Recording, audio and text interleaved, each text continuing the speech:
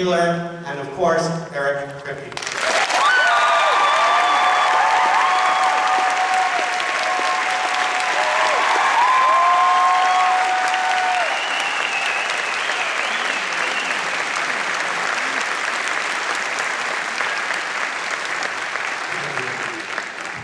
Hi everybody. Thank you for coming. That's crazy. People are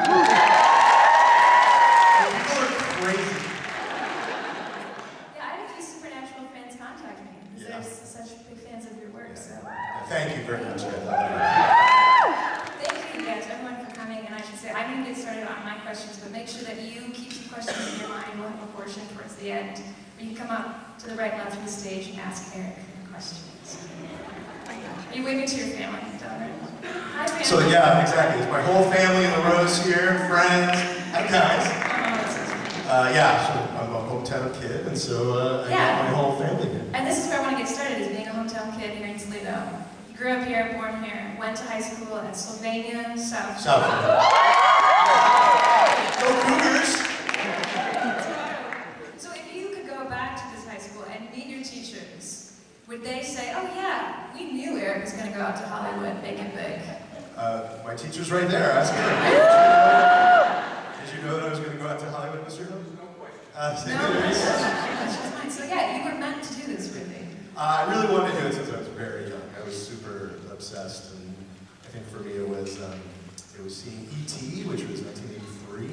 So I was, 9 years old, and I came home from E.T. and I distinctly remember this. I said to my mom right there, I said, like, I want to do that. Like, I want to, whatever that was that could make an audience do that, like, I wanted to do that. And then I became a Steven Spielberg nerd, and I joined his fan club, and did a whole, and then had cameras on my shoulder, and all my friends, the audience, and you know, drag them into making movies. Yeah, so a lot of home movies then? Yeah, a ton of home movies, real. Were they all sci-fi? Were they all No, they were all comedy. I started as I thought I was going to be a comedy guy. So they were all like jokey, you know, stupid little videos. Do we still have those tapes? They do exist. Should bring those back out. I don't think they will ever be seen by the public. Yes, all right. Although I'll take bids, so tweet at me later. We'll see. So from Toledo, then you went out to Southern California. I did. I went to USC Film School. And was that like your first choice going? Yeah. Like, so because I was such a weird little dude, so like I wanted to make movies or TV shows since I was a kid, and then I became a Spielberg fan, and then I realized that I found out about the USC Film School only because it's the only film school whose name made its way back to Toledo at that time, in the 80s. And so I said to my parents, I'm going to go to the USC Film School. And then I found, like in Twilight Zone magazine, I found a short story that I loved, and I said, I'm going to make that short story when I'm a senior for my thesis movie when I go to the USC Film School. And I would like wrap this magazine in like plastic, and I took it with me to like summer camp. Like I took it. Oh my goodness, it really had it all planned out. Yeah, it was a little insane, and so then but it was good though, because by the time when it was time to go to USC, they sort of knew that I was like a freight train heading, you know, that way, and then sure enough, I did make that movie my senior year. So was that, because the two short films you made, Truly Committed? Yeah, that was Truly Committed. So that was Truly Committed? Yeah. Which was it was nominated for... It was, it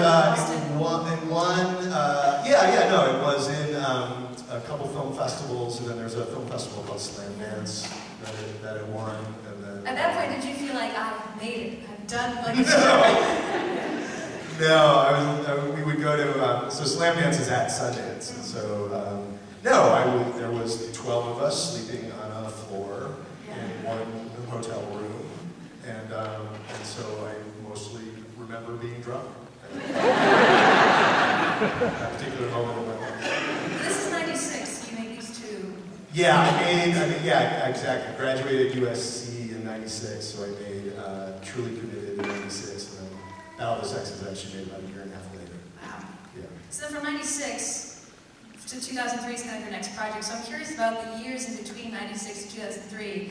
What's going on in your mind? You're a recent graduate. You mentioned you have this freight train kind of mentality. You know what you want to do. Are you having trouble kind of getting projects to the screen? Oh yeah, absolutely. I mean, yeah, I'm unemployed, and in many ways unemployable. And, you know, taking odd jobs whenever I can, and, you know, living on ramen and doing all the things that everybody It's a rite of passage, does, right? And, but the thing I was doing with my time was we would we would enter them into film festivals, enter the movie into film festivals wherever we could, and you would pick up, you know, you'd win $200 here, $300 there, and I ended up making, I think all in about $5,000. And instead of, you know, living off it, I made the next short film with the $5,000, and then was making that and writing scripts and a lot of really terrible scripts and just kind of learning, you know, still working really hard, but really just learning how to do it and making a ton of mistakes and having things be awful. And then, because I can imagine looking back on that now, probably living in it, you probably couldn't find. Maybe you didn't see the light at the end of the tunnel, did you? Or looking back on it now, you think, I'm so lucky to have those years. The level of terror during those years was not awesome. Right. Like I do say, yes, knowing what I know now, it was great. At the time, you were just like, you're like, oh crap, this might crash and burn badly. I kind of love those stories because I feel like it is important to talk about things that didn't work out and then in the end making your way out of it. So, speaking of that, 2003, you made Tarzan for... Right. Well, I'll even back up further than that. So based on Battle of the Sexes, which was my short film, which was a comedy, and between that and Truly Committed being at film festivals, I started to get like one or two really low-paying comedy screenwriter jobs. You know, like someone would pay me to write, you know, like a really terrible Adam Sandler knockoff comedy, you know. And because I really thought I was going to be a comedy writer-director. Everything I made was funny, everything was, you know, I think if you had asked anyone, they'd said, oh yeah, he's going to go into comedy.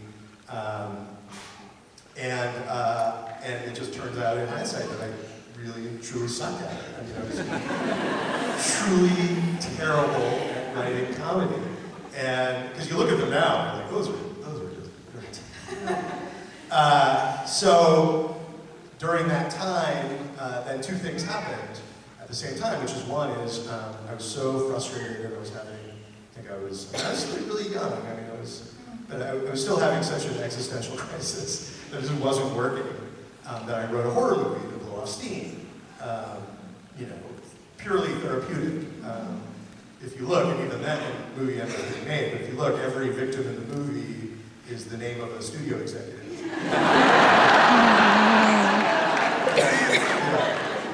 And so if you go back and look at their last names, they're codes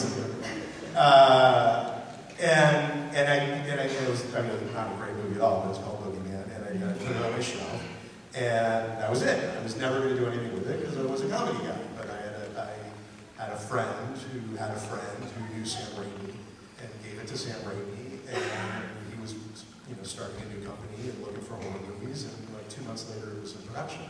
And so concurrently with that was Tarzan, which was a meeting I had with Warner Brothers, and they said, you know, we have this property, Tarzan, and it has to be Tarzan in New York, and are you at all interested in trying to take a crack at writing it? And I want to be really clear that not only do I have no particular affinity for Tarzan, I don't even really particularly like Tarzan. It wasn't just like, oh yeah, no, I can take it or leave it. I'm like, it's kind of lame. Like, it's a guy who made by monkeys. Like, it's just not great. You know? But in the room, I was like, it's crazy that you're bringing up Tarzan. Tarzan is my soul. And in New York? What? Wow, that makes it even better. And so then I went back and I wrote I got the job, which was crazy. And then I wrote the pilot, which was crazier. And then my friend David Nutter ended up signing on to direct the pilot. I didn't know at the time I met him, which was the craziest of all, because he's a really accomplished pilot director, when he directed the Supernatural pilot. And then suddenly, I got picked up to series, which was the craziest thing of all, because I had no idea what I was doing. And one of the reasons I got that job was because they had now read Boogeyman, and they were like, oh, maybe he's not such a comedy guy. Maybe he's a guy who can write drama. So it's like all these things are steps on the road that in hindsight were perfect. Right. But at the time, it was just, I read an interview with Guillermo del Toro that I really liked, where he said a film career is like watching a car crash in slow motion. That feels about right. You're just kind of going, you're just trying to not land on your neck. And so then Tarzan became a show, and I had no idea what I was doing. And you would think that would be, then you think the next thing I would say is like, oh, but then you rose to the challenge and you figured out how to do it. And the answer to that would be no. Like I failed. Is there eight episodes? Yeah, 8 episodes of the most awful, miserable, failed spectacularly show. It sucks. Like, it's so bad. And how young are you? I was young. I was probably, at that time, I was probably 28 or 29. Okay. So I was young. And, but yeah, no, I made every mistake. I screwed up in every way it's possible to screw up. Which is, again, kind of good to do it young. Well, yeah, no, it's good because, honestly, so then it was over, and it got canceled, thank God. It got put literally, I mean, I've never actually told this story, but like, I was on the phone with the president of Warner Brothers calls, and they're like, hold for the president of Warner Brothers, please. And I pick up the phone, and he's like, Eric, we're gonna have to cancel the show. And I was like, oh no! Oh, what a tragedy! Oh. I was so happy. But then, but Warner Brothers, I think they appreciate, like I used to, because I was crazy, I would like sleep at the office on the couch, and like I really went down with the ship, and I think they liked the work ethic. I think they admired the work ethic, if not the work. Yeah, so they kind of had something planned for you. Well, yeah, no, well they came to me and they said, all right, we really appreciate how hard you worked on our piece of crap. What do you want? Like, if you had your own piece of crap, what would it be? And I had, in my back pocket, I had a version of Supernatural. Yeah, so, this tiny little show.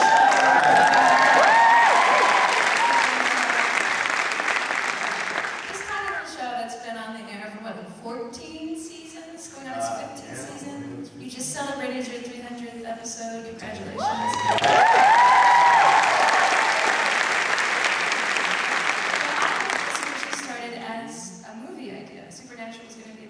Yeah. I mean, there was a long version of it. At first, because what I was really into was urban legends, and in a lot of ways inspired by this town. So anyone who's a Supernatural fan, this should be. I'm glad you're here. This should be a pilgrimage, because there's so many great like urban legends. And we used to. I was just telling somebody last night. We used to drive out to past Southview, where I went to high school. There was Gibbs Bridge, where if you find your rights, the ghost of the motorcycle rider would come.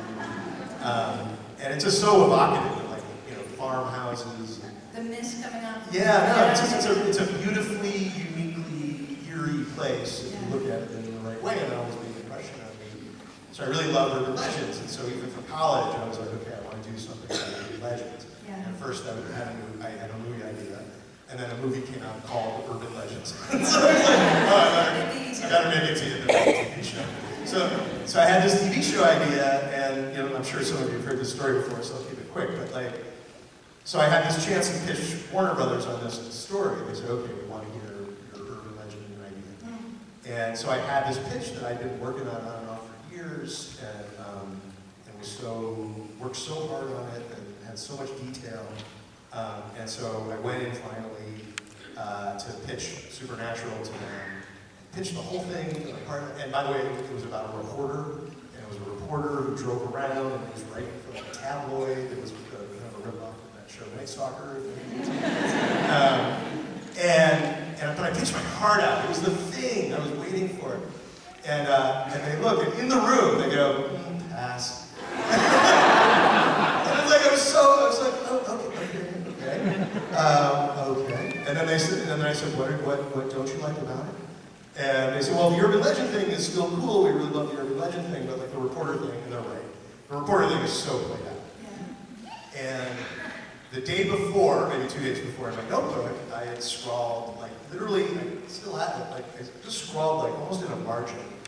I wrote, just as I was doing all the research, I was like, one way you could do this show would be Route 66, which by that I mean just two guys in a muscle car driving in and out of, stories. And so I was like, wait. I do have a whole other version of it. and they were like, oh, really? What's the other version? And I was like, Route 66. It's two guys, they're driving in a muscle car, and I swear to God on the spot, like, and they're brothers. And they're driving from town to town, fighting ghosts and monsters. And they were like, and they were going, ooh. I'm really interested. That's really, a brother story. That's so interesting. It's family, and then, well, let's hear it. And I was like, all my notes are at home. Let's set a meeting for next week, and I'll come back in and pitch it to you. And I went home and feverishly wrote this.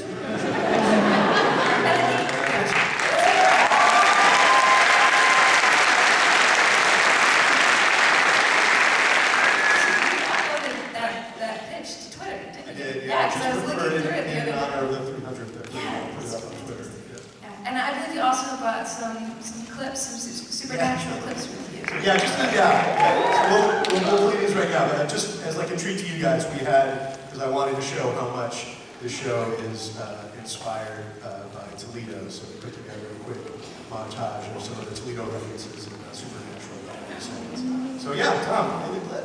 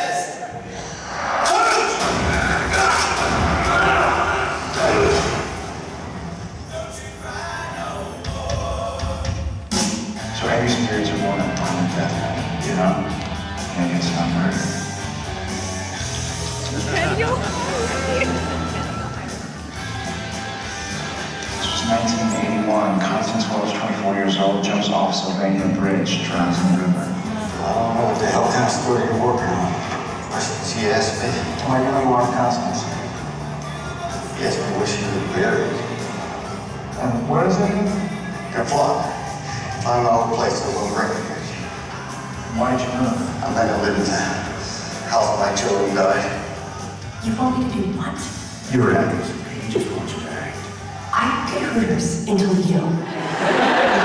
Forget it.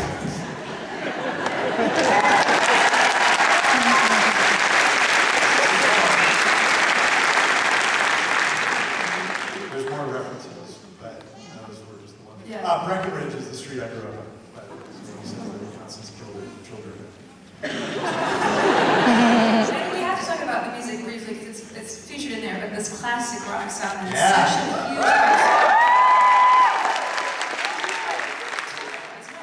such a huge sister as well. Like I grew up as in love with classic rock. It was my soundtrack, and the station I listened to was FM 104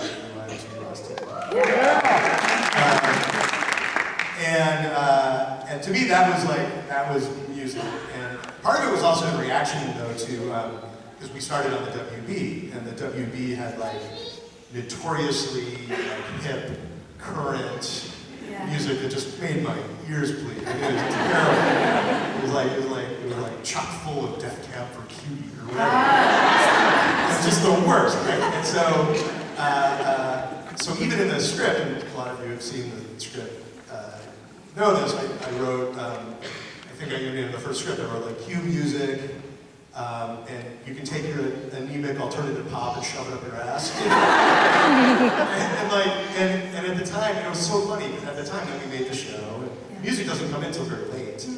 And it came time to make the show, and then we had presented to, sure enough, we presented to the WB, all the classic rock. You know, I had my music supervisors listen to FM 104. Oh, great. And I was like, you gotta put your playlist together. And then we presented it to the WB at the time, and they said, absolutely not, you're not putting any of this music in the show. And then they presented us, and it was my worst nightmare. It was like, you know what would be amazing? It's Death Cab for Cutie. And there was only 2 times, I think only 2, that I threatened to quit and meant it on the show, and that was one of the times. I was like, ooh, sorry, I quit. And they were like, you're quitting over the music? I'm like, I know that seems crazy, but here we are. And they were like, I think they were so thrown by it. But it does make, I think the sound makes the show. Because they're not from the Midwest, they don't right? get it. It's like, they don't get like the mood and the vibe of like those country roads and muscle cars and Foreigner or Bad Company or AC/DC, like that's a mood. Exactly. And I don't think people who live on the coasts sort of understand what it means to be in the Midwest. What was the second time that you almost quit? There was a story, it's so funny to even remember the episode. But it was also during season 1, and there was an episode, it wasn't even like the greatest episode. I remember, it was the very, very first time they flashed back to when Sam and Dean were young. It was late into season 1. And the WB was going to throw it out. And it wasn't like a great episode, but it set up a cool, because we used that, we used to do those flashbacks all the time. It was the first time we tried it, and they didn't want us to do it, and I was like, then I quit. Sorry.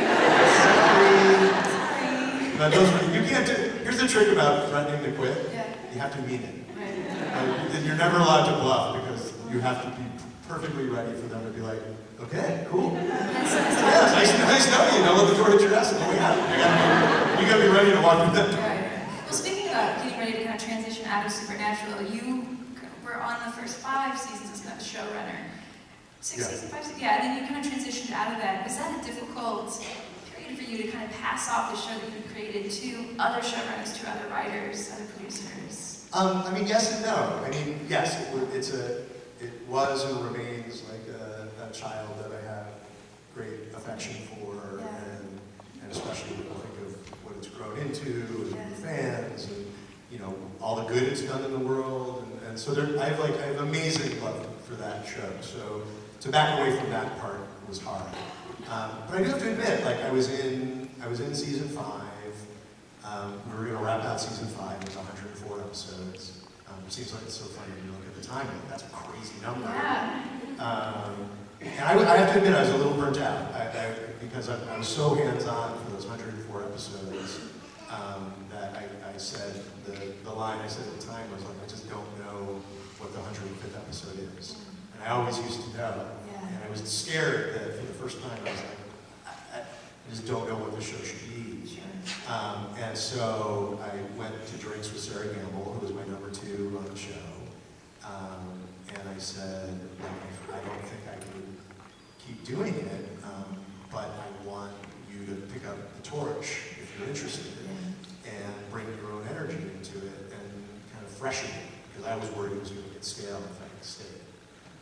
And she was up for the challenge, and she's turned into an amazing showrunner in her own right. And you know, The Magicians is hers, and You on Netflix is hers.